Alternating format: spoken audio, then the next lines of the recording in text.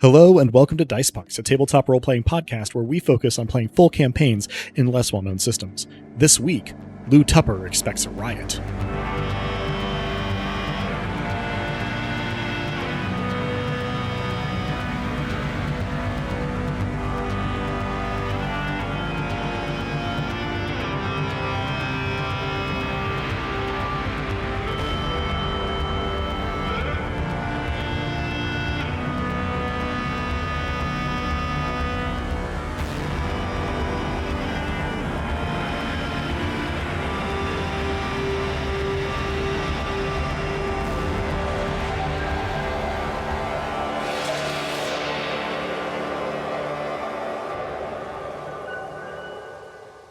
Hello and welcome. I'm Adam, your friendly neighborhood game master, and joining me are... Hi, I'm Drew. I'll be playing Cato Burke, purveyor of entirely legal textbooks. Not sure what else you've heard. People are always talking shit. Hi, I'm Robin, and I'll be playing Callisto Armitage, sometimes officer, sometimes revenant, and now also mom. Hi, I'm Dez, and I'll be playing Luke Byrne, who has thoughts and feelings on the current proceedings. Hello, I'm Nick, and I will be playing Ing, an android drone operator, who may or may not be a parent, but it's because they're not sure what their child is. I'm not sure if that was English. Sure it was. English Do it I was. wanna- It was English at a minimum. There we go. Mm-hmm. Thanks, players. We'll begin, as always, with a recap of last time. This one will be courtesy of Cal. I suppose I should leave this somewhere where you can find it. Eventually, I won't be coming back. And even this small station is too big, too cruel a world to leave you on your own in. Ing. When I found you on campus, I was heading to, well, it doesn't matter where or what. I suppose you gave me something to focus on. Someone to protect. But I have been keeping secrets from you for your own sake. These files should tell you everything you need to know. About the Revenant, about my list. I don't expect you to act on them. In fact, I am telling you not to. If you want to broker the contents of these files, you'll get good money for the intel. I've promised to give the rest of it to Brock Choi, and this helps his clients who also have an interest in seeing Tupper ousted. There's a good chance that this demonstration about Slagpie will end up ugly. That's why I sent you home. Your heart, and you do have one, kid, even if it's not flesh and blood, wanted to help these people out. But I know Tupper. And I know that his reaction to being held accountable is to demand his pound of flesh. You and I have talked about Maddie. You've been good about not asking about it. The clothes and those piles of bins containing his possessions, smell of his cologne and our apartment. Can you smell? Gosh, he would have hated me for that question. Anyway, the kid knows now. And he told the rest of them. Tupper's been keeping the body cam footage on his phone as a part of threats from the cartel attempting to keep him in line. And that came up when the kid did his thing and fished for access via the idiot's crypto wallet. He showed it to me. He didn't know. It's not his fault. It's mine. I don't know why I egged him on like I did. I just know that I messed up, again, like I always do. Gosh, I'll cut that bit out. You want to like that kind of self-talk. Where was I?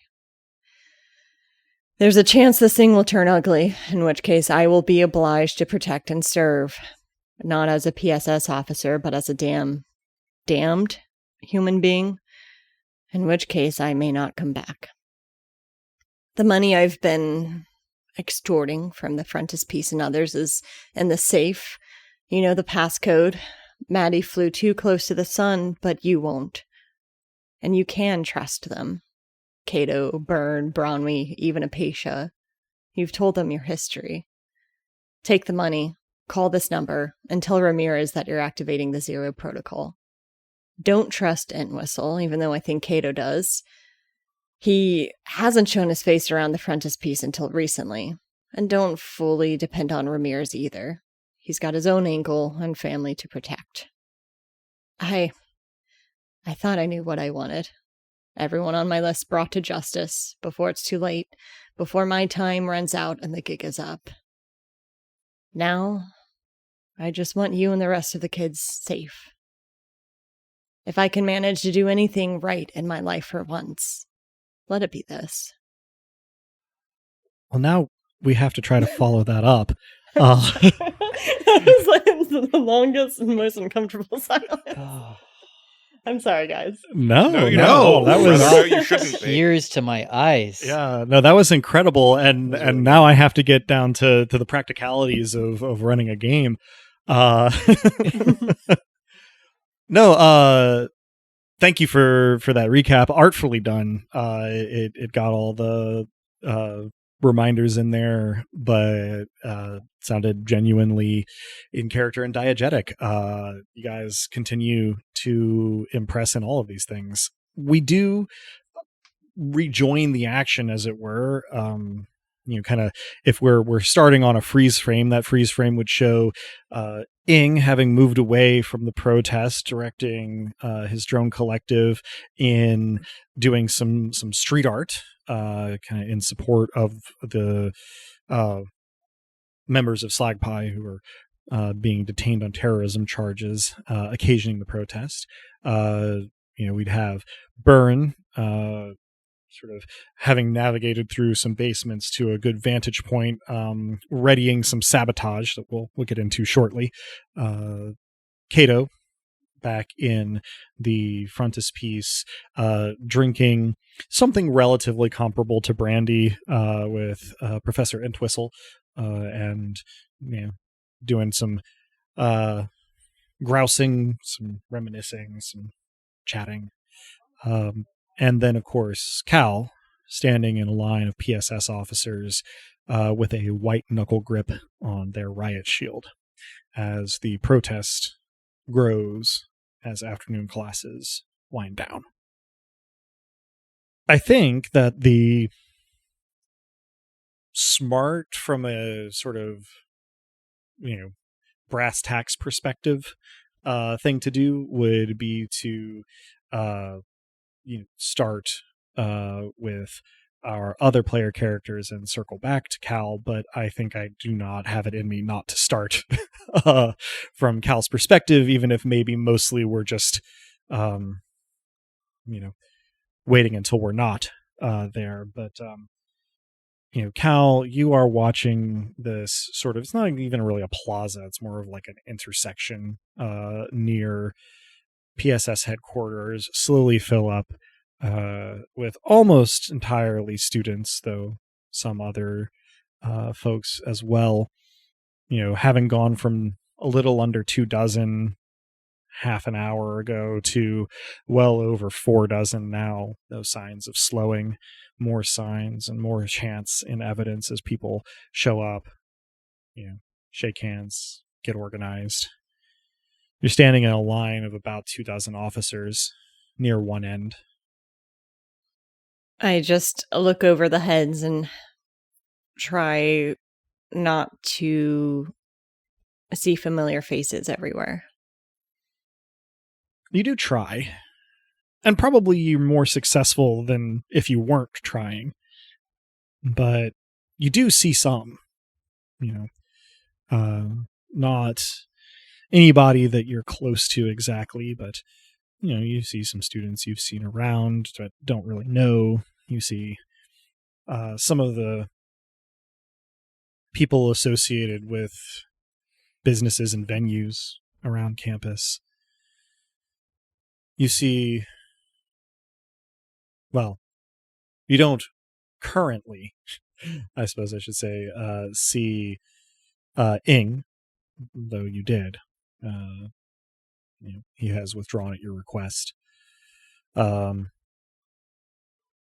see that the other members of Slagpie have arrived. You can tell because of how they're being treated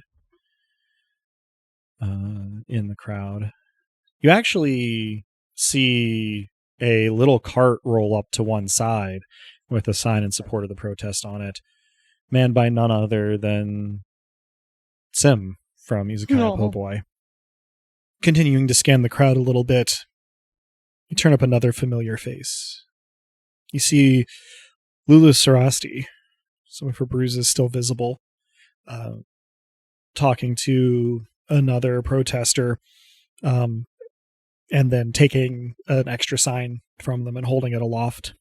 Somebody off to your right, the left side of the protest, has set up a small PA system on which they are starting to play what you have to assume are some Slagpie songs. Just sounds like noise to Probably me. not your cup of tea.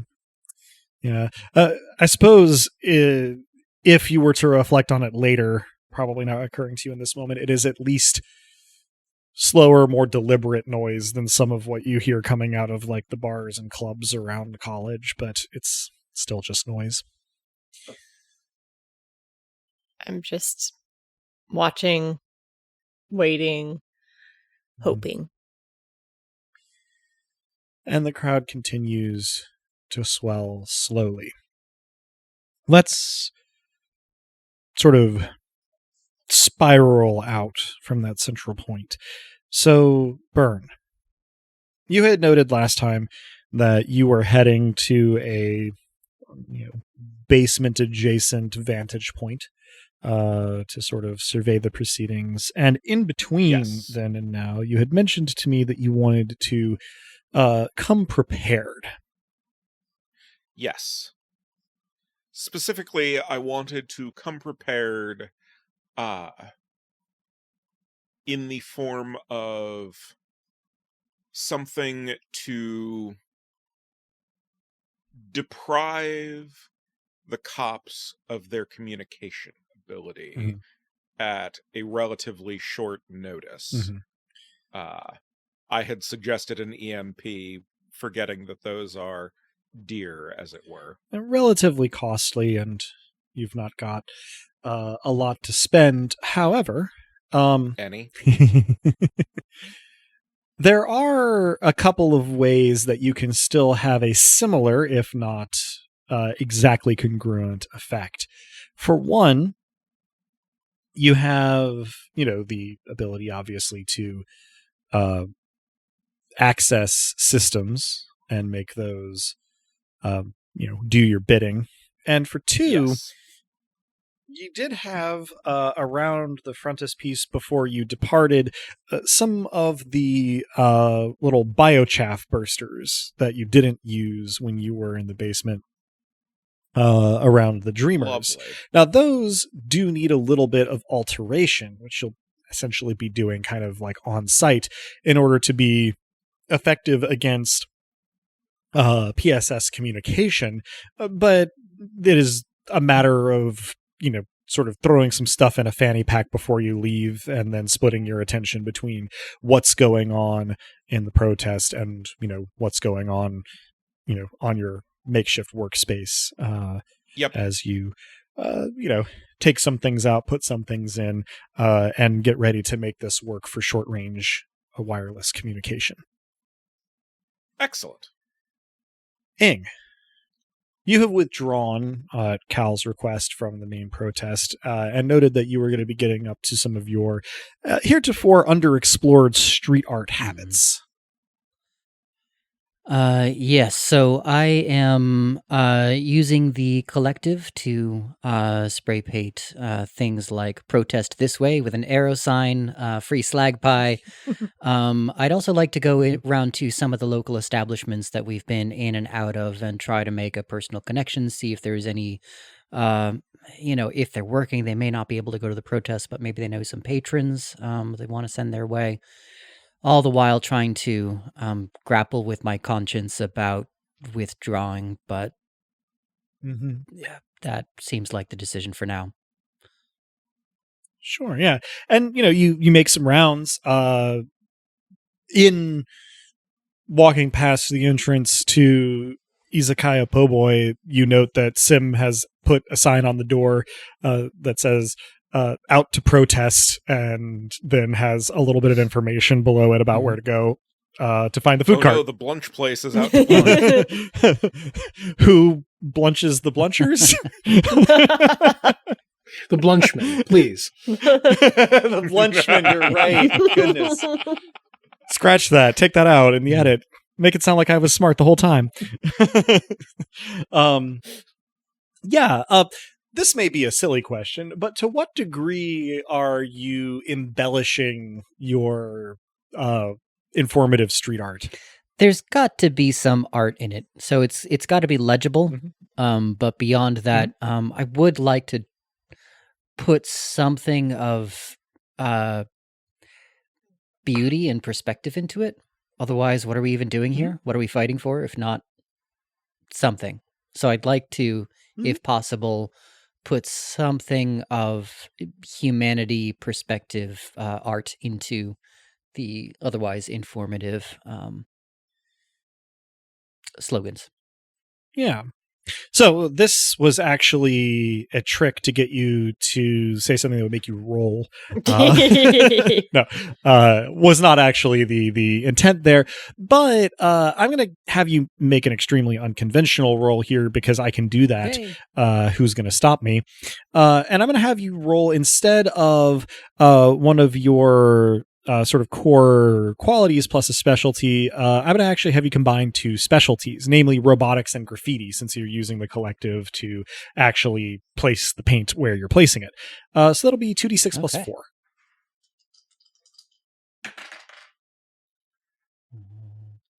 6 and 4, 11 total. Okay.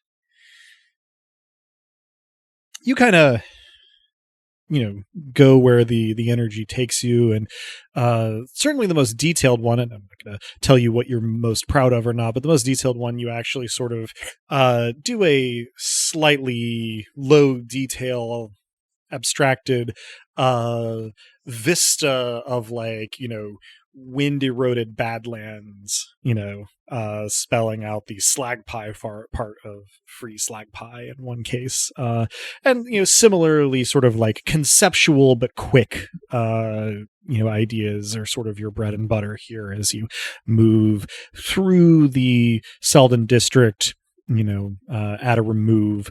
You find the process is soothing. You still are conflicted, of course, about,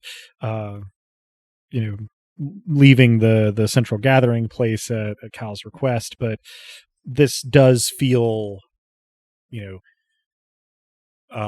well, I already said it, but soothing to do. Sort of taking the edge off a little bit.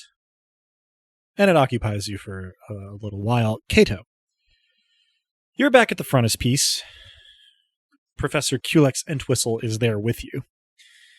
Last we checked in, the two of you had been, chatting, catching up a little bit, drinking, probably not to great excess, but, not beer either. In the meantime, Culex has taken out a tablet and is watching different sort of streams of the protest as you sort of chat here and there and pause for imbibing. Anything in particular that you wish to speak to Culex about? Yeah, I'm looking over at the stream and I ask, so are there kids from your classes who are going? Anyone you recognize? Anyone you're worried about? Yes, I can see 4 here, and several more had mentioned they were going. But, well, I hope they can handle themselves. I did tell them, that they should be careful, and to expect PSS to, well, try something. I also gave them very detailed specifications on how one of those Kumiko tanks is actually armed. They don't carry non-lethal measures, though they are programmed to use their armaments as a last resort. It's not impossible that, well, young people might be a little too cavalier about the measures that a virtual intelligence like that might go to. While he says this, is kind of like tabbing to different streams. Yeah. Some of which are just showing the protest, others are offering commentary. It's stressful. It's more stressful not to be there than to be there, in my humble opinion. But it's probably pretty stressful to be there anyway. He nods emphatically, says, yes, no one's free of stress in this case, but it is a unique kind of unpleasant to be here instead of there. If I were there, it'd be more stressful in its own way, but I would also be able to do something. If I was here, well... And then he takes a drink, tabs over to another stream, and to your endless distaste, this one has a little square in the corner holding the face and shoulders of Max Broderick as he weighs in on this, as he calls it, unwarranted act of violence in our campus district. Fucking show you an unwarranted act of violence. Culex tries his best not to snort the brandy or something that you supplied him with through his nose, as Broderick goes on to say, you know, these Slagpie types, they call for violence against law enforcement and government officials constantly. That, my friends, is not protected speech. That is a crime. And he's making all sorts of little emphatic gestures on his desk. He is gesturing out of his little box at the footage that he's got himself sort of superimposed on, as he says, not to mention all of these student so-called activists, you know, the ones who aren't just going along with the crowd and seeking attention, are getting credit from some of their professors here at GPOL for attending this. This is a left-wing academics' dream here that we're witnessing. This is the kind of disorder that they want to take place every day. Unless we step in and fight fire with fire, this will continue and it will spread across the station. Mark my words. Why can't you go ahead? Why can't reactionaries ever describe their worst case scenario without it sounding really fucking cool? Culex goes, well, first they would have to understand what makes something cool. That's a fair point. Sort of makes a very expressive face while he says that. Broderick continues, on his little rant stream that if this was a protest about someone on the right having been unjustly detained, or if this was an action in support of conservative values, you can bet that they'd already be breaking it up with tear gas and riot tanks. And then Culex tabs to a different stream that doesn't have commentary. That's enough of that. That's more than enough of that. Living in an actual inversion of reality sounds pleasant, I must say. What do we do? Like, I wish I were out there. You wish you were out there. I wish those kids the best of luck. But what do we do? GPOL is never going to have any fucking spine.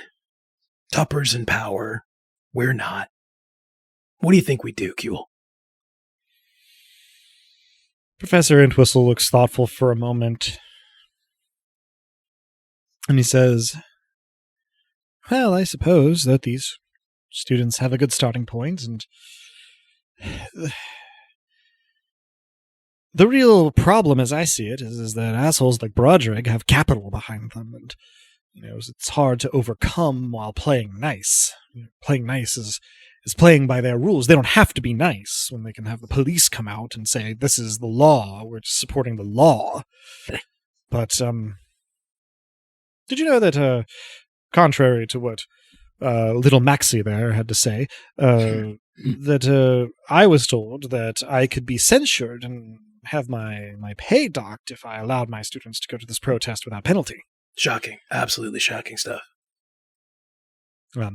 So instead, I had my students sign up for one-on-one conferences in my office and left a little Home Alone rig on a loop to make it sound like there were conversations taking place in my office.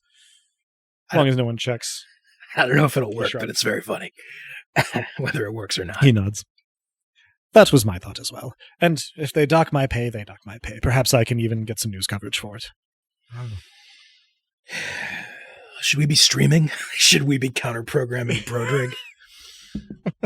He gets a thoughtful look on his face and says, well, we can go to the protest, but I know where his offices are.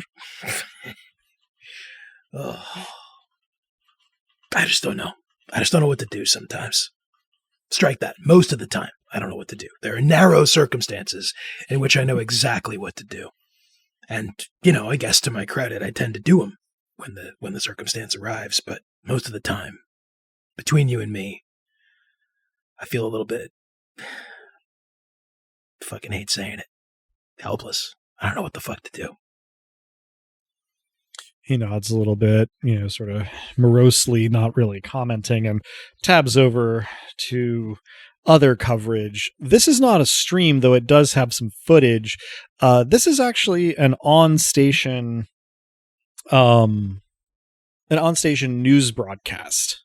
This station news broadcast has a interviewer who would be recognizable to the sorts of people who watch more conservative news outlets, who unexpectedly is actually talking to Grand Cross's Prime Minister, Warwick Johnson, who most people on Grand Cross don't think about that often. He is, for better and worse, mostly a non-entity.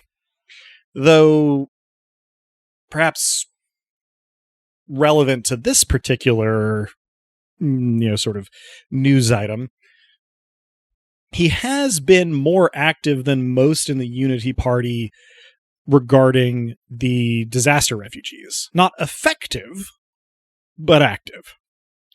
And you tune in to this broadcast on QLEX's tablet, sort of mid-response from Johnson, without really having heard the prompt or the question. He's saying, the way I think of it is that these student protesters, they're misguided young people that they'll figure out, if we steer them right, the best way to do things. And this disruption that's really not part of it. It's just a phase they got to go through, I feel like, and I hope that they'll keep everything, peaceful and really above board. But, if not, then the consequences of their actions, our government is doing as much as it can for the refugees from L4, and they need to appreciate that we can't do everything all at once, and we can't help everybody all the time. These prisoners, it sounds like they're really rabble-rousers, and they should really try to take as a cue some of the other refugees that are doing their best to find a way to assimilate to our station and contribute to our society, not just ask for handouts. How's your thinking it's possible to improve society somewhat phase going? You are saying this as QLEX is throwing his tablet across the room. Yeah, there you go. You'll get over it one of these days. QLEX gives a bitter chuckle and says, I was just pretty happy not having to think about that, Sal. Jesus Christ, my voice work is going to be all over the place this episode. Switching accents is really hard for me. Yeah. It's challenging. Yep. In any case, QLEX at this finishes his glass and sort of rolls it in his hands as he says, well, I don't like to advocate for violence, but some people just need their asses whooped, you know? No argument. No argument here. I guess that was sort of implicit in the whole what do we do thing. At what point is it correct to just start beating the shit out of people? He sort of, that sigh is in character with Culex, and he says, I remember thinking when Johnson was elected that, well, he'd be better than the last guy, and the sad thing is that I think he is. But it's so minuscule and milquetoast and, well... Incremental. And that's the thing, right? Incremental change. Fine, great, love it. But how much time do we have? You know? How many elections do we have before something, I don't know, irreversible happens? I mean, it's already happened. That's why we're up here. He nods glumly. He says, you know, politically, this station is a little less than 10 years old. And I don't know if you ever saw the original plan. Not a lot of people did. It wasn't publicized, but a series of academics and experts got together and put together how the station would run itself. And it was never implemented that way. The corporate sponsors of the construction got a hold of it, and here we are now. But I'm not saying it would be perfect. It's honestly more centralized than I would have liked, but I suppose that there's an argument to be made that the environment like this space station... Anyway, it doesn't matter. It was suborned before it was ever put in place. The station was still under construction when there was a round of corporate appeasement in its governing documents, and I can't help but wonder, especially given our dependence on resources from Earth, what we can possibly do to wrest control of our own fate back, short of... He stops and he says... I'm giving him a let him cook look. He says, you don't have any recording devices in this store, do you? Not turned on. Still a lie, but a more plausible one. He nods slowly and he says, well, suffice to say that some of my students have made a video game mod in which it is possible to knock down some of the buildings in Graham Cross in simulacrum. Interesting. Interesting. I mean, that's where this thing's got to be headed, right? Like you say, the poison pill was in there as soon as they were building this place. Same as back on Earth, repeating the sins of the whatever. I don't know. The tragedy of the Weimar Republic, he says, starting to get misty. I quirk an eyebrow at that, but do not guffaw. I'm glad you came by. He looks at his empty glass and he says, no, thank you. It's been lovely. Well, solving for a certain version of lovely. Yeah. Yes, the part of it that involves being able to chat with you in a low-pressure circumstance. Lovely. I hear that Izakaya Po' Boy has a food cart, so I'm going to go get a po' boy and then head home, I suppose. The university can't possibly object to that, right? They'll find a way. I think you're going home in an explicitly leftist fashion. Same.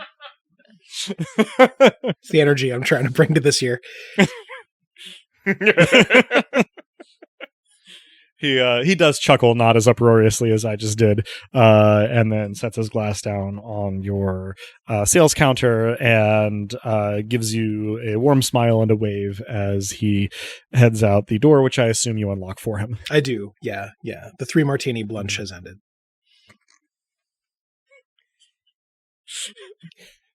Well, there's the episode title. We're going to have to, have a Patreon tier that includes like merch and give out blunch boxes. Yeah. Right. I would write a brunch box. The heinously cheesy brunch t-shirts, but blunch. It's just Yeah, exactly. completely inscrutable merch to anybody who has not listened to this podcast. That's the layout. Isn't that part of the delight? Indeed. You find the one other person who knows what the fuck your shirt means, and you have a new friend. Exactly. I let him out. I put away the out to lunch sign. I clean up the glasses. I go, tragedy of the Weimar Republic, and get back to work. Yeah. So leaving the frontispiece behind for a moment, we, sort of move back around our spiral inward this time to Ing. Anything other than continuing to embellish Selden District that you are particularly up to? I mean, honestly, I'm feeling a bit lost. The art, you're right, has been soothing. I'm doing my best to, capture something of nobility of the human spirit in the face of oppression, of choices made, of the way that life could be, of speaking truth to power as a mode of subversion, just trying to pour that into art that speaks as much at an emotional level as an intellectual one. But I'm not sure where I belong in this moment. At the protest, maybe, but there's a really, really good reason for me to not be there. But I'm also not without people to turn to. That is new, and as soon as that settles in, I think I'm going to head over to the frontispiece and see what Cato's up to and what Byrne is up to.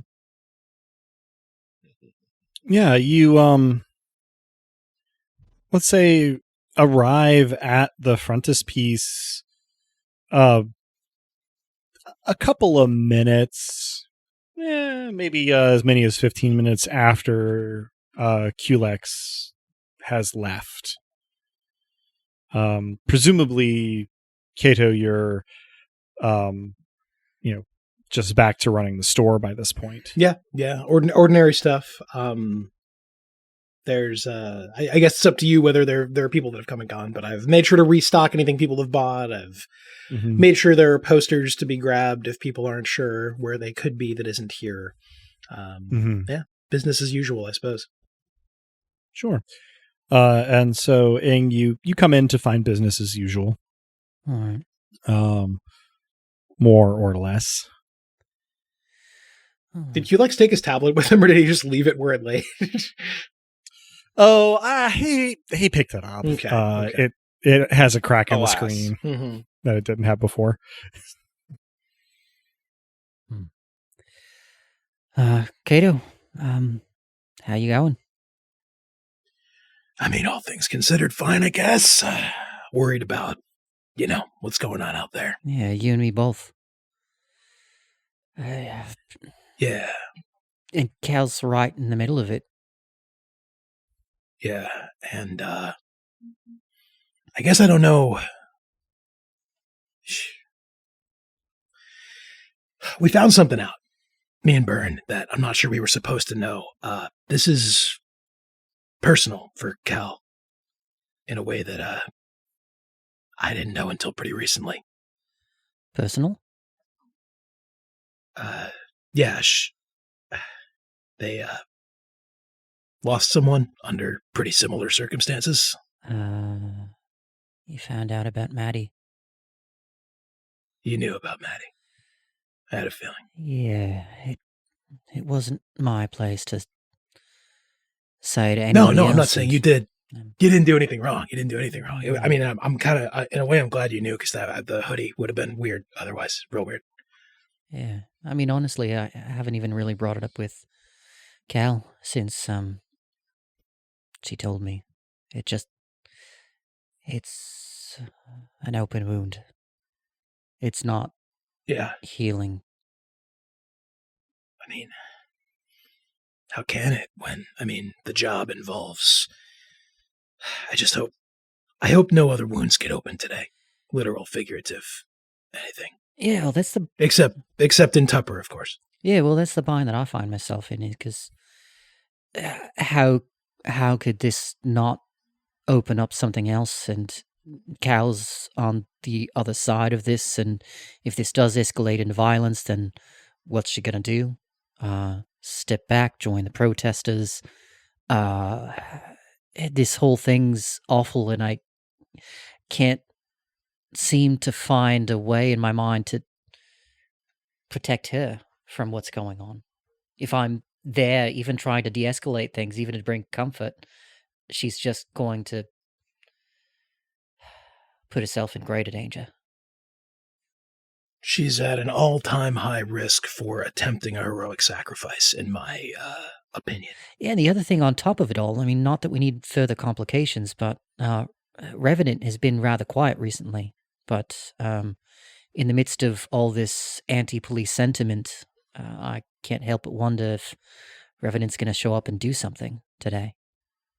And there's Cal in uniform. Yeah. What can we do you think? For Cal? For any of this? Just sit here and worry?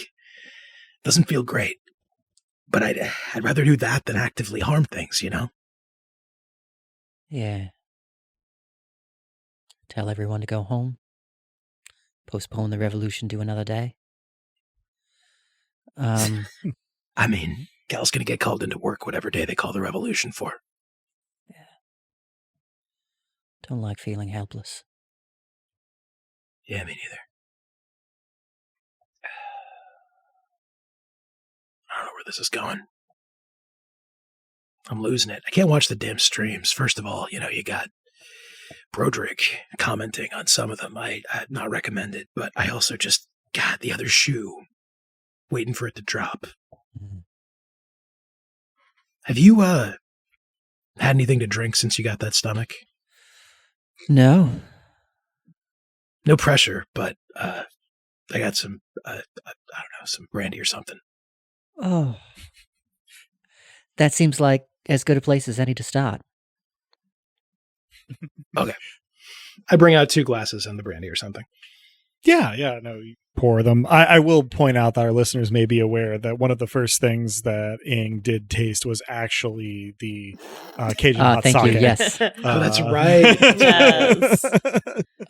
Let's say right. But also, yeah. There, and when I say something, I mean Hard to go downhill something from real. You're gonna be amazed at what you've been missing.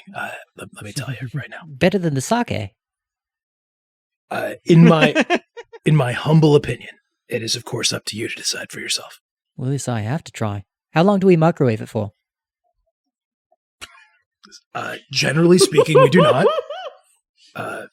We could do some science to it after we try it the traditional way, which is room temperature. Oh, interesting.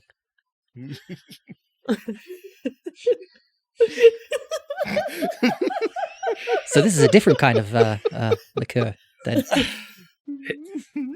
Yeah, Sim has some. Sim is well traveled. Anyway, cheers.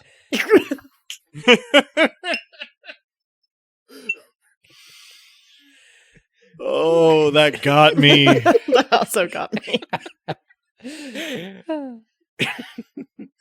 We're gonna depart for the moment from the frontispiece with Ing and Kato sharing a brandy or something together. Next, I think we catch up with Burn. You are camped out near to where you can peer out of the basements and look at the protest, and you are tinkering with your what do we call them? Biochaff. Biochaff. Thank you. And trying at least to get them ready to function as communication jammers. So I think insofar as this requires a roll, and why not? It might as well. Let's just have it be a clever roll. So that'll be 2d6 plus 3. That is a pair of 3s, so total 9. Critical. Okay. It's a critical something.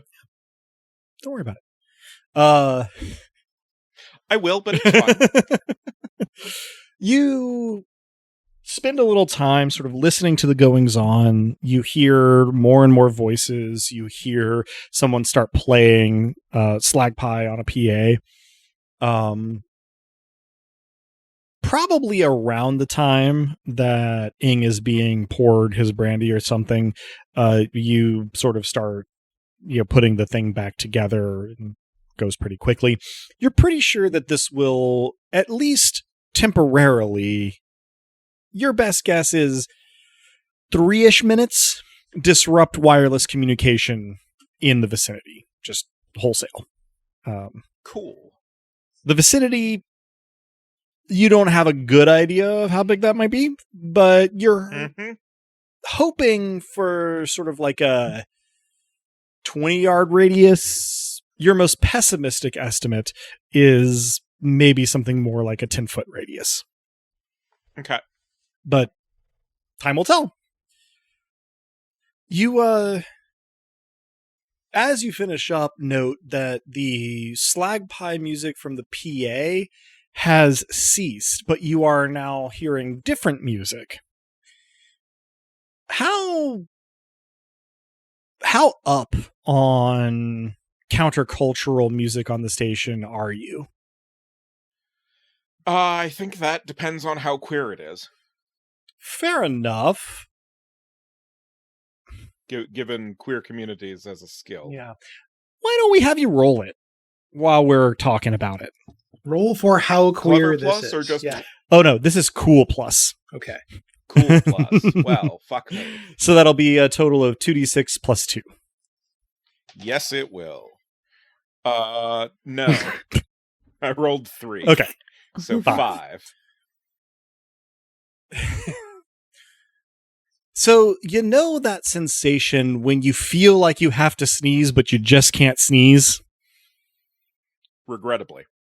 The music that you hear triggers the memory version of that. You're sure that you have heard this around somewhere, but that it didn't stick with you enough.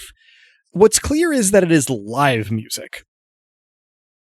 Not coming through the PA system, but rather being played right there. It is much more up-tempo than the Slagpie music you were just hearing.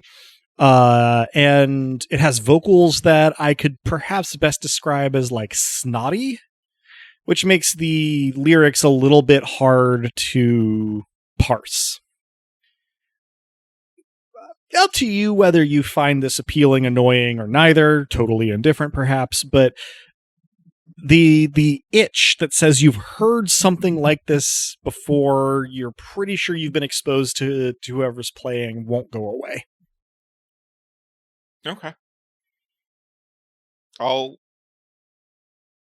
try to catch a recording of it and look up based on that. Turns out to be relatively easy because while the vocals are snotty, the lyrics are intelligible, and so with a long enough clip, you can find it. This is a station-based band that calls themselves, in terms of genre, skate sludge, called Slug Jump. They, once you have the name, you're like, oh, right. And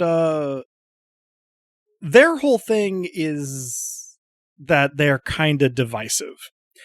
Their music is actually kind of popular, but their approach to activism is somewhat cavalier. They just seem to like to show up to any large gathering in public and encourage people to break stuff. They are here in the flesh. They are playing their instruments through portable amplifiers across the street. Okay. Cal, you have watched this sort of come together. Nothing has been required of you so far. From your vantage point, you've watched more people show up. I mean, you came to the protest basically with Apatia. We talked about some of the other folks that you've seen. Sim actually seems to be doing a pretty brisk business in sandwiches from his cart. You around about the time that Slug Jump is getting set up, spot Tama, not in Revenant, holographic projection armor, just, as a person. One of the oldest people here, standing next to, I guess I don't know if you as Cal would default to the noun cat girl, but that is certainly the most succinct description of the person that Tama is standing next to. A tall woman with augmented cat ears and wearing a sort of best described perhaps as like a short tabard with a first aid cross on it. They're talking animatedly. Slug Jump gets going. It's even noisier than the Slagpie music that was playing a moment ago. You spot Bronwy show up at the back of the crowd. I feel like I probably know that, my assumption at least would be that you're not like doing something specific watching all this happen, but I do want to give you the opportunity to weigh in. Mm-hmm. So this is that. I would probably try to make eye contact with Bronwy. Mm-hmm. And try to keep my eyes off of Tama. But by making sorry, go ahead. I would say that my the tension in my posture definitely increases.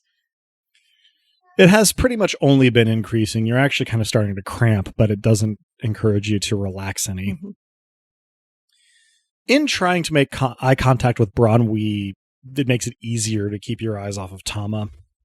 Bronwy actually does make eye contact with you after, call it a couple of minutes, and gives you a playful wink, and then goes on to apparently people she knows who are here. By this point, the presence at the protest is probably in excess of 100 people. It's grown, steadily over the last hour. No one has tried to approach PSS HQ. They've stayed well clear of the bottom of the steps. And so you and the other officers have remained lined up at the top. Tupper is a ways behind you nearer the actual entrance to the building, kind of hanging out in the it's got kind of one of those like little atriums that's not really necessary on Grand Cross because it's not like it ever snows here.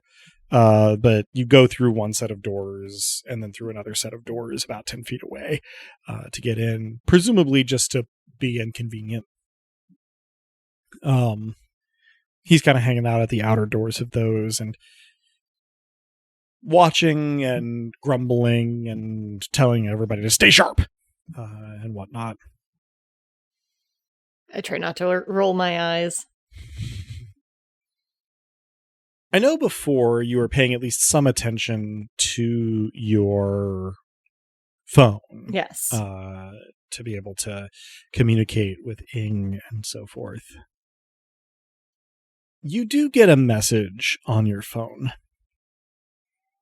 from not only an unknown, but a blocked number. Mm. And it's very clear from your peripheral vision that the other officers next to you also get this message. It just reads, "Don't you want to go home?"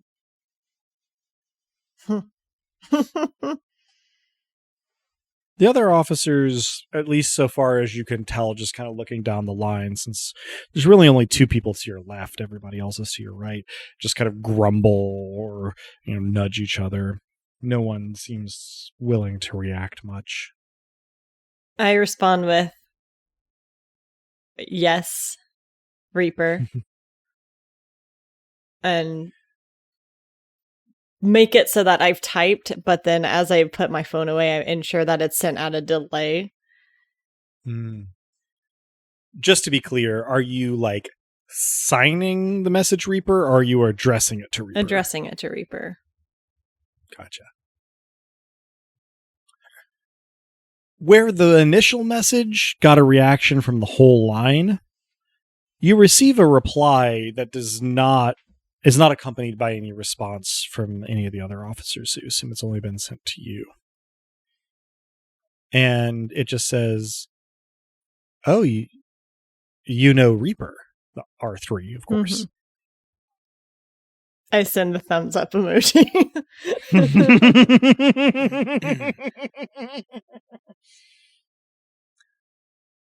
Absolute perfection. The reply comes back, then what are you doing on that side of the line? I don't reply. Fair enough. Slug Jump's set is in third or fourth song by this point. And I'm going to cut away briefly back to the frontispiece. The door opens while Ing and Kato are drinking, and an android with a broadly and approximately masculine sort of frame comes in, but dressed only in a very lacy bra and panty set with some stockings. Mhm. Neither of you have seen this android before.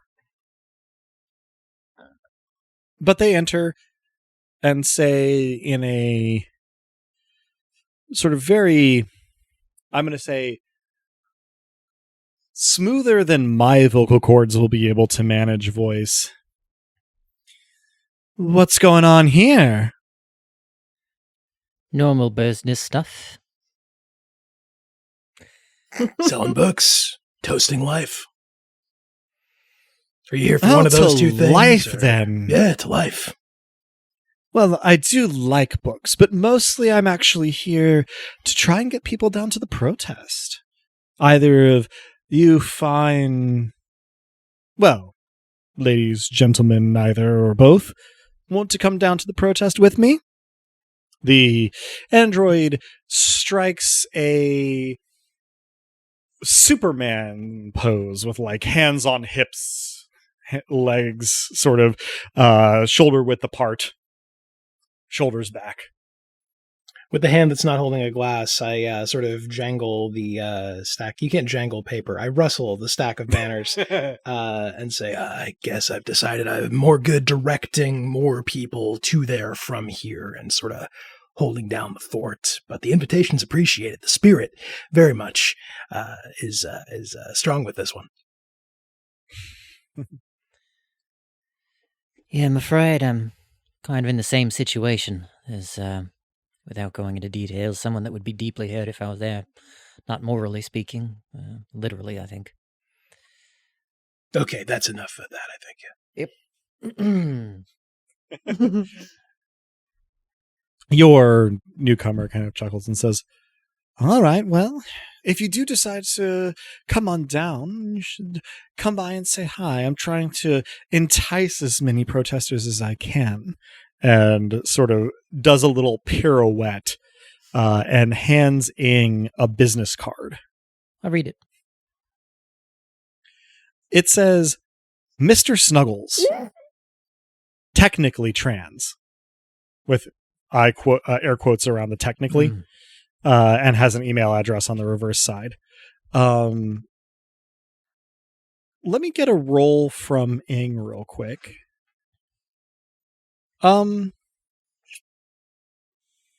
Let's have cool plus android rights movement, which would be 2d6 plus 5 for you. Drop the dice. Die. All right, so that's a 9 plus, what was the modifier again? I believe it was 5 for 14 Okay. total. There we go. So you actually recognize the email address as belonging to a fairly prominent android rights activist. Doesn't surprise me given the presentation. And seeing the card and, putting 2 and 2 together, I dare say that I'm going to be in touch regardless. I think that you and I have a lot to talk about and not a small bit in common. Mr. Snuggles replies, well, that's lovely to hear. I hope that you'll, well, if you're not there today, maybe you'll be there in the future, loaded for bear. I'd like to... Is there a secure way for me to give a contact number? I'm not sure what the status of my mobile phone is. I mean, what you've got is the email on the card. If you're happy with that security, then so be it. Yeah. If you sent an email, Right, then they'll you'd be have in my touch. contact information as well. Yeah. Yeah, well, in the meantime, if there's anything other than additional bodies that you need at the protest, do let us know. I certainly will. And, for the first time since entering, Mr. Snuggles kind of adopts a more casual posture, a little less performative than before, and says, I expect that once I show up, things will really get going. Cops really hate me. And does the android equivalent of a wink. Mr. Snuggles has a more digital faceplate, so this is approximating an emoji. Wish you all the luck with the indictments, the incitements, the inducements, whatever's appropriate. I don't think you need luck, though. He goes, well, aren't you a charmer? We aim to make sure that, this one makes the news no matter what. And sort of waves over his shoulder as he goes to leave. Stay safe. You too. And walks out. Friend of yours, or just ideologically aligned? We run in similar circles, but, yeah, it's, like recognizes like. Not that the androidness is pull off that. Subtle, but You could beyond that. You could probably pull off that look, too, for the record. Absolutely. I've got some other ideas that have been jostling about in the old noggin with regards to jostling people into new ways of thinking, but it's not a small move. I'll keep you posted. Please do. Look, I don't claim your experience is my experience, but I'm all ears, and my own experience, for whatever it's worth, has been pretty fucking weird. Absolutely. For the listener, Ing is probably... Actually, Kato, how tall are you? I would have to check that. I am 6'7". So Ing is a few inches taller than Kato and probably a full foot taller than Mr. Snuggles. Ing's large. I am mostly large because it gave me more room to work as I was DIYing. Frankenstein rules, basically. But the laugh of somebody who has never seen a proper Frankenstein movie but has watched Young Frankenstein a half a dozen times. Honest, a man of taste. Yeah. So, Cal, let me jump back at you for a moment. The intersection and its environs are now what for me are best described as Mardi Gras levels of packed. The crowd in the immediate vicinity of the PSS headquarters has spilled into sort of side streets. It is at this point that you hear Tupper's voice come over your sort of PSS radio channel. He says, all right, I think we got enough of them. They're going to keep showing up until we stop them. So, I want a full perimeter, sides and back, to start pressing in. We got to get them to do something that justifies it. Reading between the lines, what he's ordering is for you to start kettling. Are the officers to either side of me moving? The couple to your left are moving towards the side street on that side. The ones to your right are staying put. Presumably the ones all the way on the right end of the line are moving to those side streets. You're not entirely sure how the rear of the crowd is going to be handled or if that's going to be the part left open for people to exit. I stay put and suddenly have to focus in on my breathing. Mm-hmm.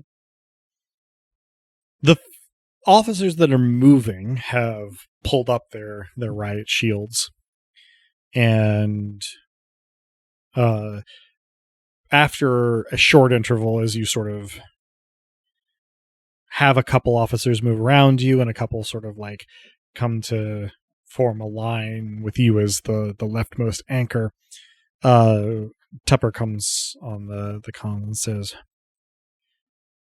all right, I got a couple more coming in from off duty, but until then, I think we're going to have to, the IMX drones are toast after the other day, so we're going to bring in Kumiko. I discreetly as possible go to the dark side of my phone and send the group chat just the word Kumiko. I'd like to send my drones. Right, everybody receives and that. Get closer to where that is while staying out of the protest itself. I immediately distribute to the fixery darknet that Kumiko is incoming and do with that information as you will. All right. Is there a so like they're obviously going down side streets. Is there do I see a way to kind of separate myself out from the line, knowing that Kumiko is coming in a discreet fashion where I wouldn't necessarily be flanking any other officers? I mean, without Tupper immediately noticing, your options are stay with the line on the PSS HQ steps or go with the line to the left, blocking off side streets. If you don't care about Tupper noticing, you got more options. Also, since we've declared that, I am just basement adjacent, can I be finding my way to a roof? You can, though I think what I'm going to ask for here is a stealth quick roll? plus stealth for a total of 2d6 plus 5. Ooh, double fives, so 15. All right. You are the shadow of smoke at dusk as you hustle out of the basement entrance where you were camped out and, let's say, up a fire escape and then across some garden boxes up to the roof of a nearby building. Like a lot of buildings in the area, the first floor is businesses and the upper floors are apartments of various kinds, which means that the roof is mostly climate control units. I'm also going to text the blocked number that appears to be Reaper. Heads up, Kumiko. There's about a 90-second pause, and then you receive a reply that just says, "Thanks. Knew you'd help out, winky face." I once again respond with the thumbs up emoji. And then after a beat, stay safe, both of you. The reply you get is of the, I believe that Drew has before called it much to consider emoji.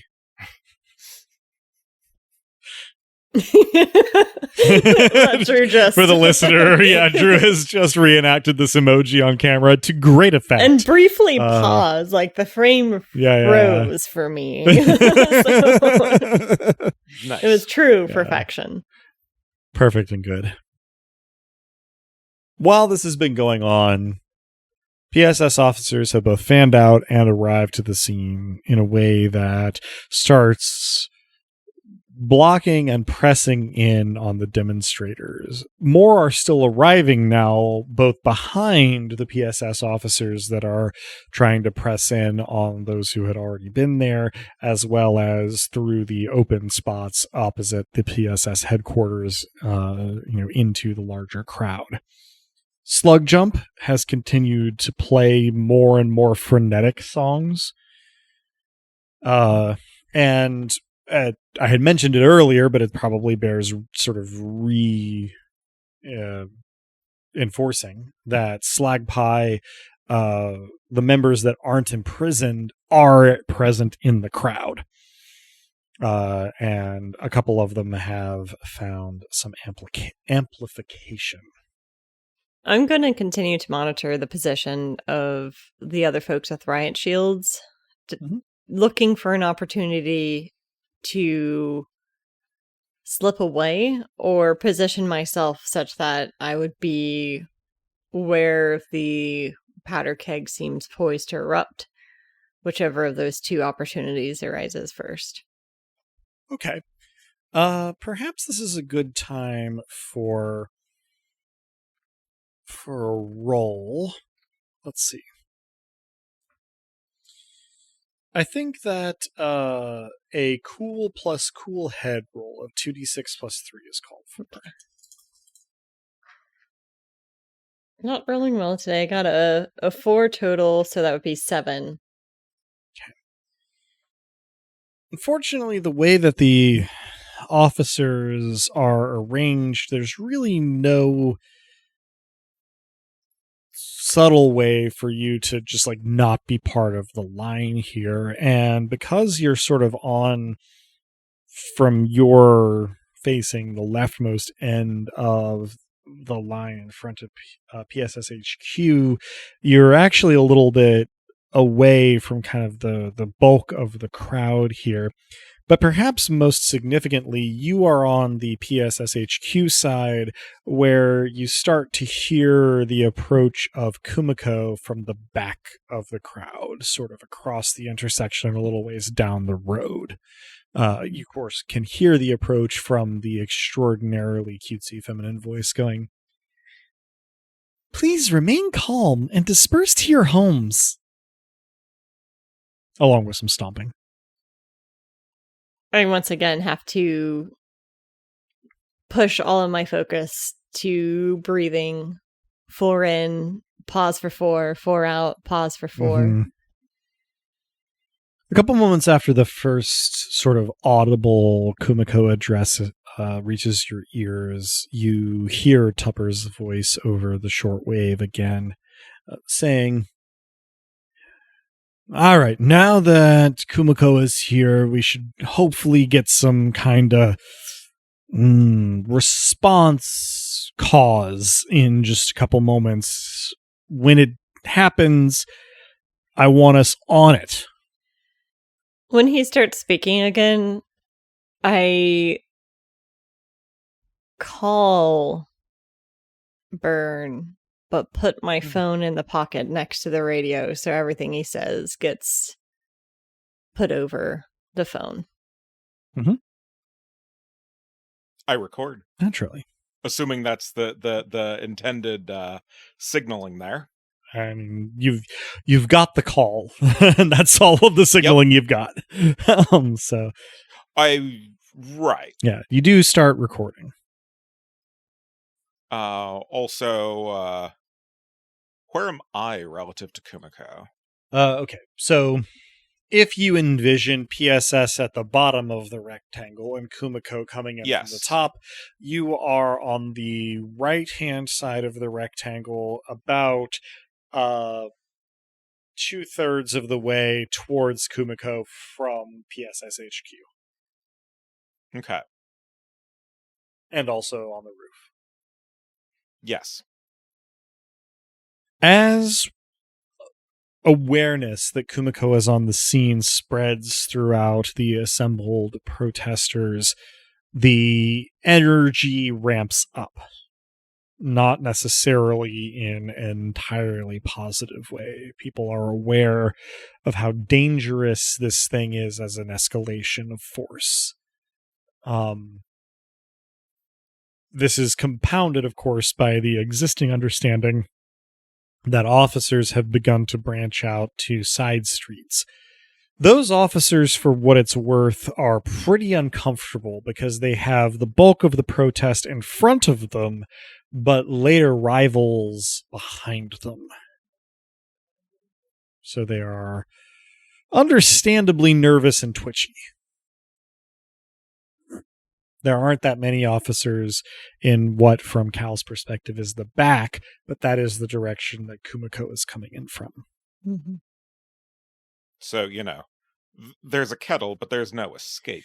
Yeah, the escape is the direction that the robo-tank is coming from. Air quotes, hopefully implied by my tone. Well, and I'd mentioned that I was going to go near the protest, but not in it myself. I'm sending my drones closer into the protest itself. If the officers are beginning to go down side streets, do I encounter any of them? Just so. I guess if you are coming within 20 yards of the sort of central protest area, then you might. Otherwise, they will still be between you and the central protest area. Though you will be aware of their locations through your drones, presumably. Okay. I think I'm a block or two away from the main protest, so still outside the range. Yeah, it may have been smarter for them to go further afield and then come in, but as it is, they hurried and are now surrounded, so to speak. Byrne? Is it known the degree to which Kumiko is hardened as electronics and electronic warfare goes? I'd say there's what I would call relatively reliable speculation. I suppose what's the word I'm looking for here? Received wisdom is that Kumiko has a very comprehensive sensor suite, but relatively few countermeasures to any particular, shall we say, like band interference. Its response to a smoke grenade is to use thermal vision, not to be able to disperse the smoke. So how effective do we think the biochaff might be? You don't have solid information, but your understanding of what your biochaff modification is liable to do is that it would probably confuse it. Okay. I guess if I were to get technical about it,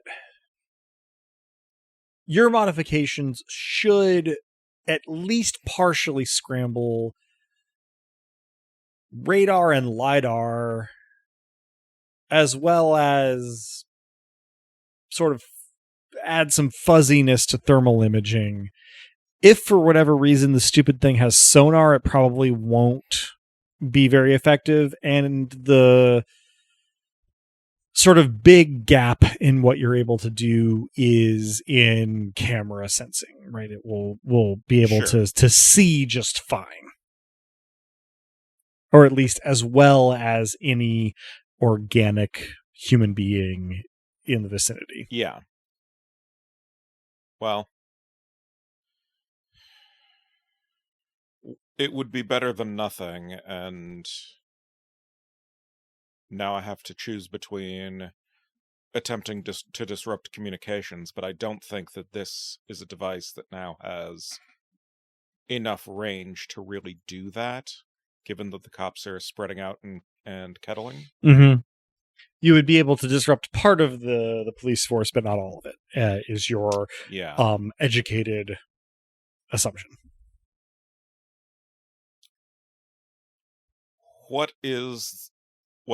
How far away is Kumiko from me?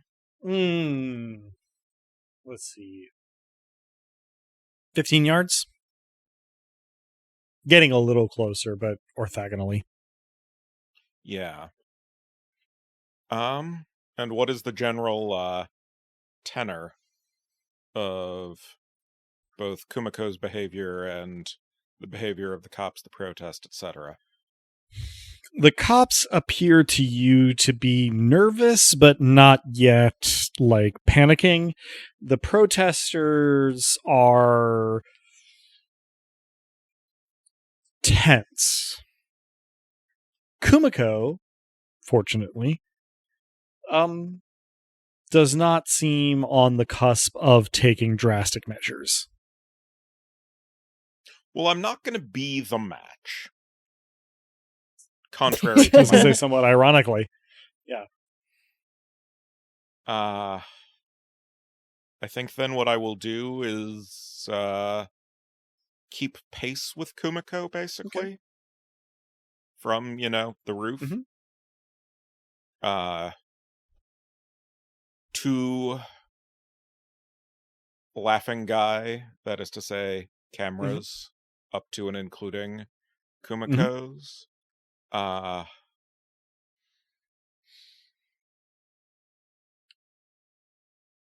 appear as Ruprecht Vet.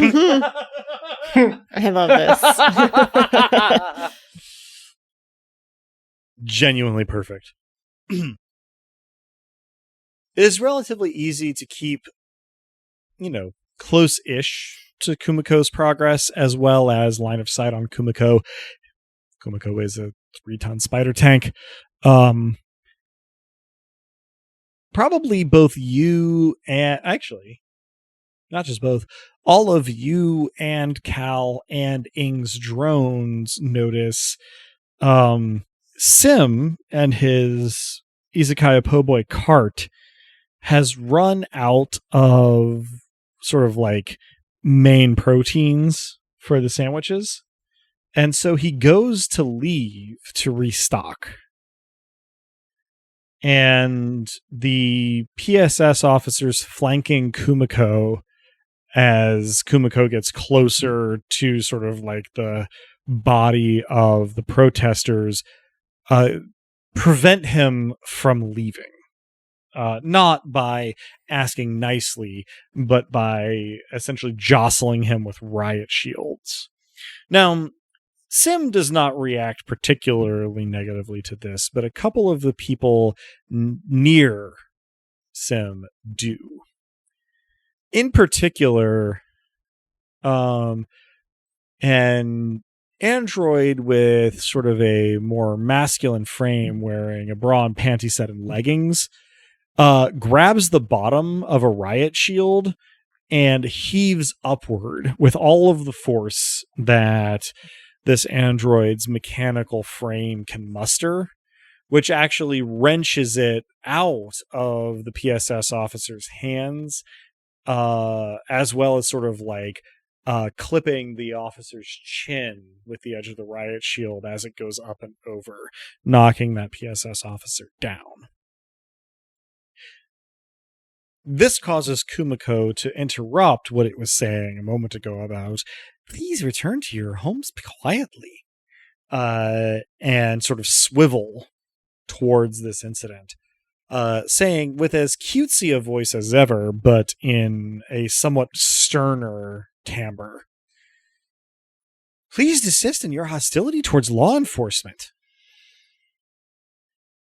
Nearby, a lot of the protesters have taken note of this, and a few others have, in various degrees of success, attempted to jostle the riot shields out of PSS officers' hands. Tupper's voice comes over the radio more or less immediately, saying, all right, tasers loose, everybody. They're getting violent. Cal, to your right, you see a number of officers' hands go to their belts. Mine stay fixed to the top of the shield. Shit. Eloquent. Slug jumps start to play a cover very, very loudly. I guess I don't know if Cal would know that this is a cover or not. but they start to cover the anti-flag song "Die for Your Government."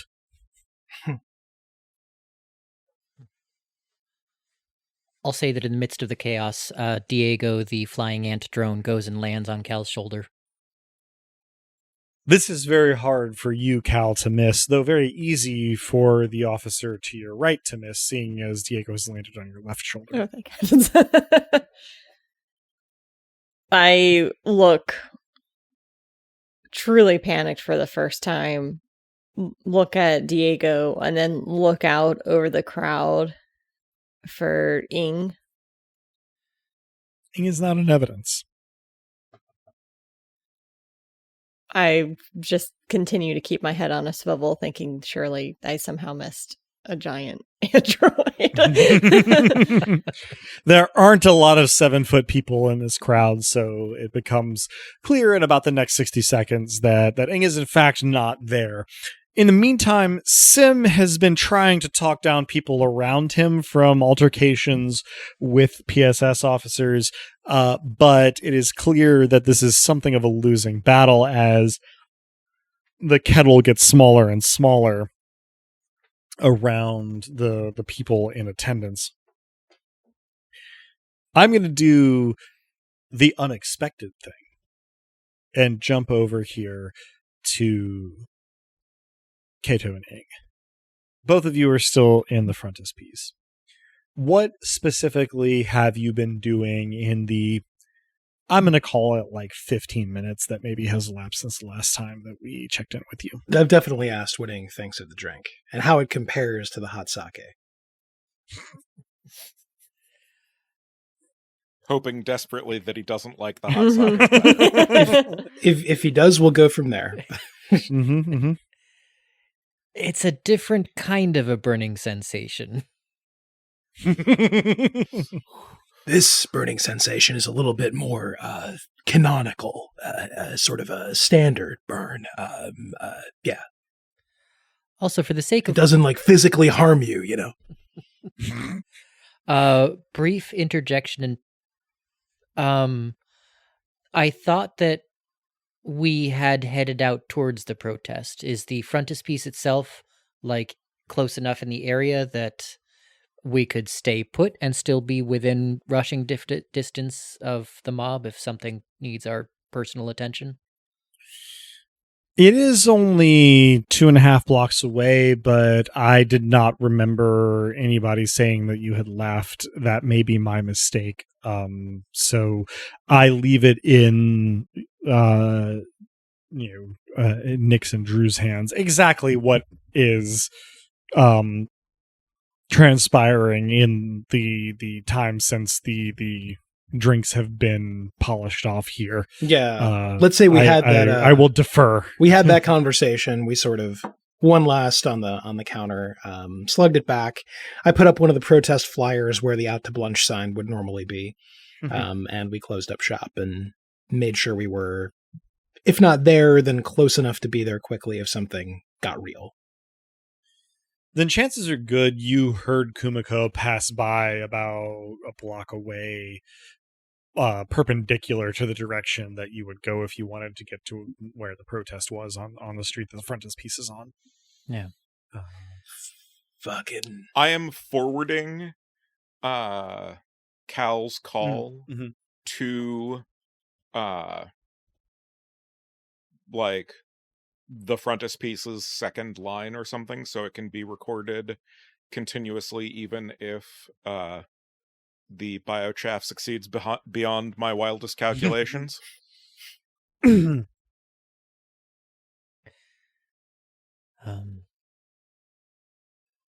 Yeah, I mean, I think that once we depart the frontispiece, I'm just really kind of focused on presumably some kind of a screen that allows me to watch through the drone's eyes and get some visualization of where they're positioned. That's where I sent Diego to go and land on Cal's shoulder. Banjo, unfortunately, does not fly as a scorpion bot. Truly unfortunate. Yeah, so just kind of monitoring the situation, feeling tense. And Kato? Have I gotten any response from any of the fixer folk that I have put out the sort of APB to? Not in any specificity, right? They've mostly sent acknowledgments, but no. Well, on the one hand, nothing actionable, and on the other hand, nothing incriminating. Yeah, totally.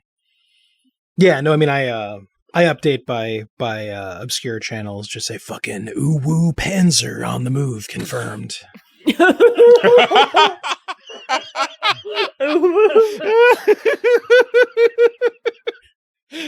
Oh, goddamn, Drew. That's very That good. is. Very cursed, but very good. Cursed and good.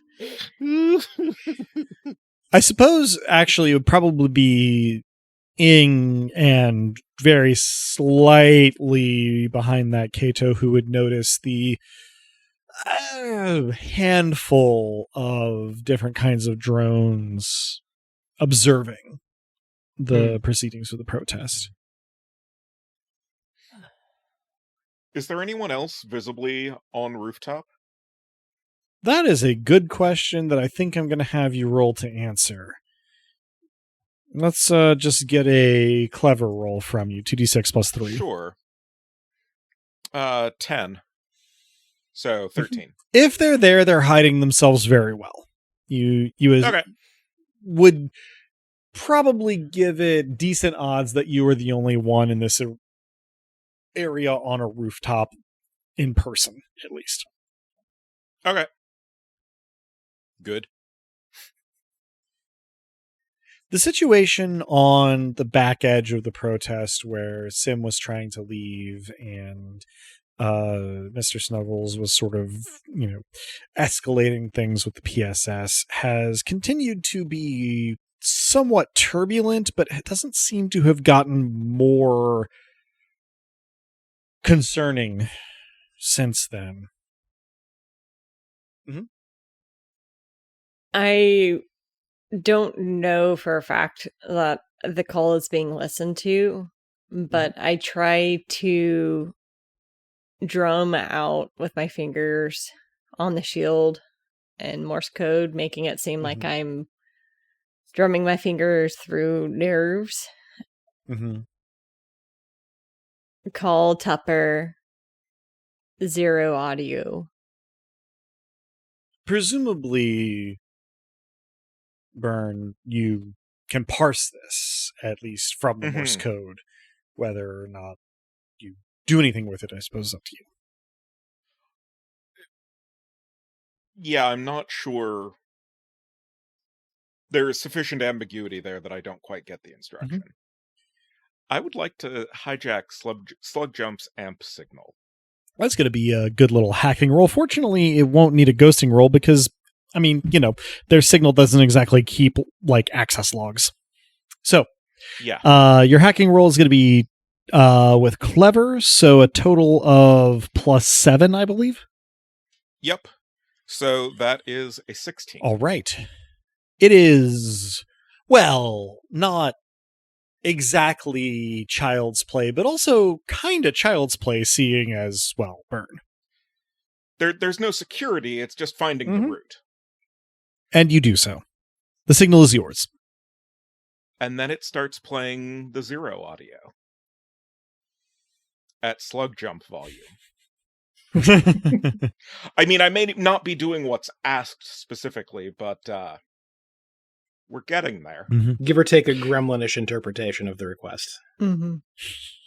So, you have hijacked Slug Jump's audio, presumably in the middle of another song, and are now, if I take your meaning correctly, transmitting the ongoing communication from Tupper. No, the prior protest recording that was on his phone. I see. I'm glad I asked for clarification there.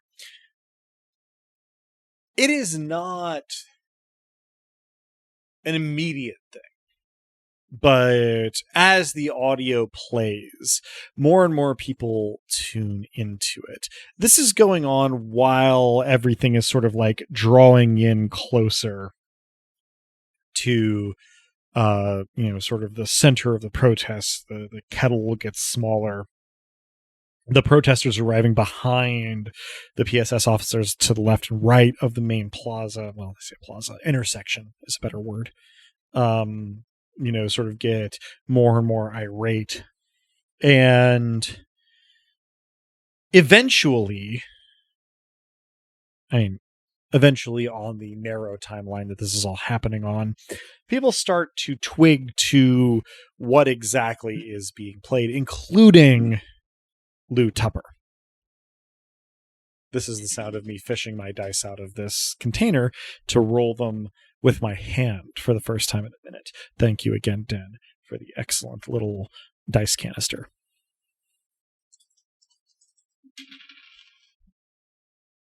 Cal. And, by extension, Burn, because you have the call going. Mm-hmm. When Tupper realizes what is being played, he, never has the best self-control at, calm moments. This is not a calm moment. And Tupper, Professor Entwistle may have been a little overzealous in applying diagnostic terms to a man he's had extraordinarily few direct interactions with. But Cal, you are aware enough of what Tupper's like to understand his petty tyranny, his need for his authority to be acknowledged, for his control to pan out. And it doesn't take an expert to surmise that he perceives his control slipping. Now, anyone with knowledge of the software that runs Kumiko tanks knows that they are not wired to, enact violence on command. They are more autonomous than that, and their lethal measures are kept as a last resort. Tupper, however, either doesn't know or chooses to forget this. And he shouts into the PSS communications. How would Tupper word this? All officers, shut them the fuck up! Kumiko tank, weapons free! The response from the officers is mixed. Some immediately wade in, shields up, truncheons in hand. Others level tasers. Others look around, bewildered, and others still take a half step back, looking around furtively. This is probably better than everybody just responding to Tupper's orders with direct obedience. And of course, Kumiko doesn't really change anything about its behavior. Yeah, the moment Kumiko changes its behavior, that is the time when I deploy the bias. Yeah, well, so far, it has not. It does not really take orders of that kind from Tupper. It takes me a moment to do any reaction, leading up to Tupper's voice coming back through the radio. The audio on my end probably just sounded as though I'd been sprinting based on the breathing coming through. And as soon as Tupper speaks, it almost jolts me out of whatever state I've been in. What are the officers to my side doing? Well, you no longer have anybody to your left. Those officers have peeled off to, do the kettling. The officer immediately to your right is one of the ones who sort of dithers, just kind of stands and looks around. The officer to their right has stepped forward, pulling a taser level, and the officer to that officer's right has stepped back, keeping the riot shield down. Mm-hmm. I mutter lowly so that the officer to my right doesn't hear. Mhm. What the fuck have you done, kid? And then I kind of shoulder into the officer on my right and say, are we here to protect them or serve him? So, because of the gear, Mm-hmm. you have not really identified any of the particular officers, especially since your focus hasn't been on them until now. But the officer to your right is a relatively new hire. Has only been in PSS for a couple of months. The officer to your right is a relatively new hire named Josh Woods. And he is a younger man who didn't exactly have law enforcement experience before this. And he looks a little bit bewildered, as though he didn't quite parse what you were saying and is not quite sure of the situation, but you now have his attention. I repeat the question again, this time with the imperative, stand down. He literally does just sort of look in the direction of Tupper and then back in your direction. And it's not exactly easy to read his expression, but he, after about a delay of 5 seconds, he just sort of makes eye contact and gives a quick double nod and positions himself, instead of in a line to your right, kind of one step back and to your right, with his riot shield sort of held down. I do the same, and I seek to make eye contact with the other officer. Two on, I guess not the one that Sure. had stepped forward, but the other one that had stepped back. Yeah. And give them a nod as well if they look in my direction. Sure. That is officer, again, you weren't sure until just now, but making eye contact, that is Officer Laura White. And making eye contact with you, she's not as old as you, but she's older than Josh. And she sort of gives you a firm nod, and sort of stays a little bit removed. I continue to attempt to make eye contact. I might even eventually reach for the collar of whatever cop did step forward with their hand on their taser. Mm-hmm. The familiar touch of what would usually happen during drills, the head down touch, and try to pull them back into line with the rest of us. You do get the officer step forward's attention for a moment, but as soon as you do, you realize that this is this is Eddie Petty, and you don't know him well, but he just likes having an excuse to hit people, and he gives you sort of a sneer and shakes your hand off. That's a lost cause. I will keep an eye on him, and perhaps for the first time since things have started to come to head, my hand drifts towards my taser. Near the back of the crowd, this is beyond what Cal can see with any details, so it is probably just Byrne and Ing's drones that take this in.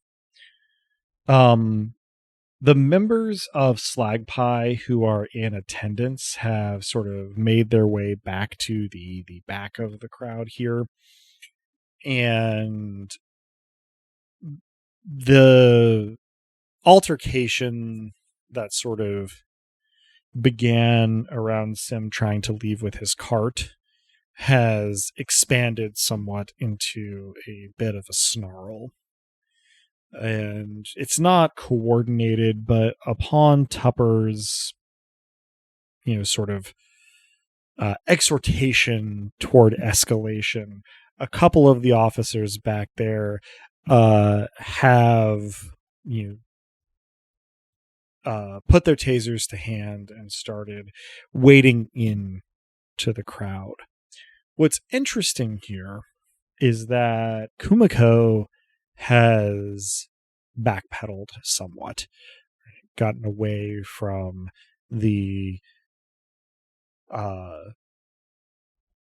press of human bodies, and its cutesy voice is now going, "Please, remain calm. Put your hands to your sides or in the air, and holster all weapons.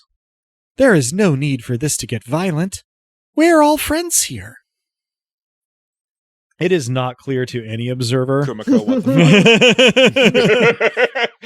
It is not clear to any observer exactly what happens next, but a PSS officer is sort of knocked prone on their back, and a bunch of shouting starts. Burn. I would like to note for the record that I am, hopefully, if you will allow it, recording from as many cameras as I can infiltrate. I will certainly allow it, but I will also reserve the right to dictate which cameras you were able to infiltrate as is convenient to me. Duh, you're the GM. Sure, yeah. Just making it clear for players and listeners alike. Oh, yeah. Hacking and ghosting, or do I need to do these things? I think it's probably a good idea to get those rules on the books. Sure. Hacking is 17, non-critical. Ghosting is boxcars, so that's 19. All right. Well, you certainly leave no trace. And yeah, we'll decide exactly on the back end what you captured precisely. We'll review the footage later. So, in the space of maybe 60 seconds, a true altercation starts on sort of the back end of the crowd. A couple of tasers are fired, though whether they hit their mark or not is unclear from the vantage points of any of our player characters. The response that Tupper has to whatever communications he's getting individually from people back there is to say, "Violence at the rear, everybody press in!" But not everybody does. I would say more or less a half split, unevenly distributed, with more of the people toward the front where Cal is hesitating in terms of pressing in. What is particularly noteworthy to everyone is that Kumiko is in the process of saying,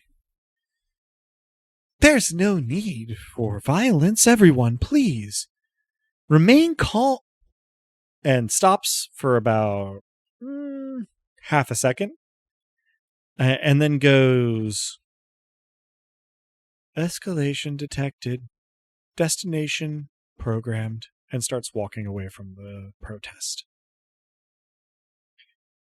Given the time of night, that is going to be where we end this session of Dice Punks. So, thank you for our listeners for joining us. I hope our players and listeners enjoyed it as much as I did, and that you'll all join us again next time. If you're hearing us now, then you probably know where to listen to this, but we can be found almost any place that one can listen to podcasts, as well as on the wider web at dicepunks.com, and on Tumblr and Blue Sky as at dicepunks. With that, I think we're ready to say farewell, so say goodbye to the kind folks back on Earth, players. Thanks for listening. Be safe at protests. This episode had a surprising amount of actionable information on how to do that, but it wasn't everything, so crack a book. then go out. Thanks for listening, everyone. It's beneficial to have contact numbers drawn on yourselves in Sharpies should you engage in any of the activities that we've covered in today's episode, including and not exclusive to potential lawyers. Thanks for listening, folks, and do not be a match at a protest. Well, thank you for listening, folks.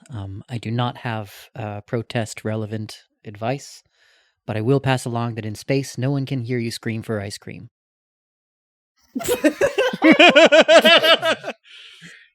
Or for any Yeah. other reason.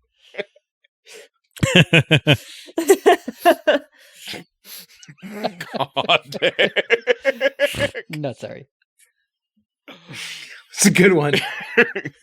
And as the poet once said, but these ghosts come alive like water and wine, walk through these streets singing songs and carrying signs. To them, these streets belong.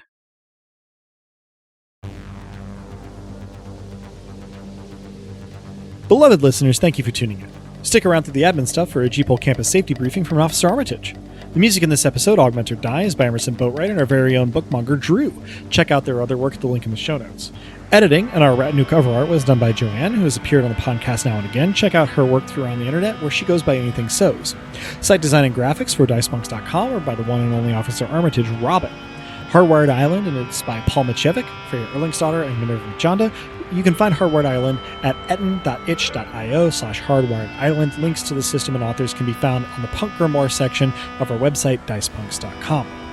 Thank you so much for listening. If you liked what you heard, that's reward enough on its own, but if you're so inclined, you can help us out by rating and reviewing us wherever you listen to us, telling your friends who you think would like us to give us a listen, and even by heading over to our Patreon at patreon.com/dicepunks. We have fun rewards available to backers, including a patron-only Discord and access to the Dice Peaks After Show for episodes 1.1 and following.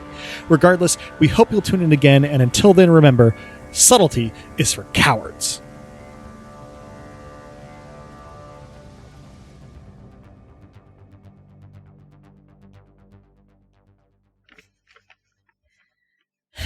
Greetings, students. This is Officer Armitage with your weekly G-Pole campus safety briefing, brought to you by your friends at Polytech Security Solutions. The safety briefings you heard before were pre-recorded off-site to ensure consistency across all safety briefings and increase your access to informing upon them. These will now be recorded live in an office with a supervisor. Which means I'm going to have to find another use for this damn personal recorder. Officer Armitage log, badge number A41214. This is my first entry. As part of the terms of my employment, I have agreed to periodic therapy sessions and evaluations to ensure I'm fit for duty. Not that I had much of a choice. Did you just roll your eyes at me? Can androids even roll their eyes? Gosh. That question alone would have set the kid off. Probably on me for not being sensitive enough or woke enough, as he used to say. My kid got his attitude from me. What? Fine. I'll say you. You got that attitude from me. It's the only way that I knew you were my kid. You're my kid. And what a fucking smartass you were. A damn pain in my ass at every opportunity.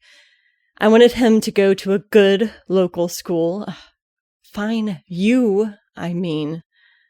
Instead of saying local, you found a way to go to space. Probably found a way to rig the lottery. Said you didn't like those androids. You gave everything fighting for their rights. Damn it. If I weren't so terrible, you might still be here because you wouldn't have felt the need to rebel against me. I thought you were soft. too impulsive and sensitive and too quick to anger or cry or both at once, but now I'm afraid that you were all that was good of me, and you took that goodness with you, so fuck you. You hated me, and you were right too. But I hope you saw my glares, my screaming, my swearing, and my middle fingers for what they were, a brittle shell around the truth. I could never bring myself to hate you, and now I'll never get to tell you what you needed to hear. I wish I wasn't so focused on the son I thought that I wanted, that I failed to be the mom you deserved. And I'm proud of you. I am so proud. And I love you, kid. Maddie. My Maddie. I would give anything, everything, just to have you home again.